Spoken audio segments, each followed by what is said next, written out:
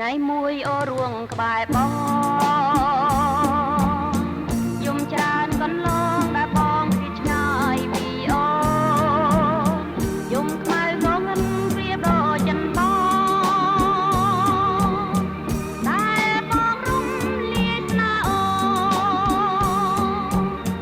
ចិនអូនពោះពីព្រោះខបំណងចិនច្រើនកន្លងដែលបងនឹងមាត់អូបងខកសន្យាថានឹងមិនខន់អី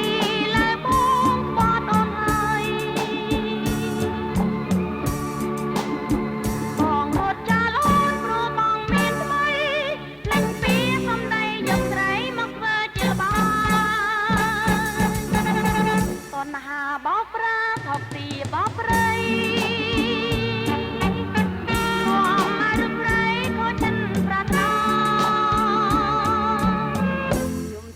ថ្ងៃយំពិនជាមានត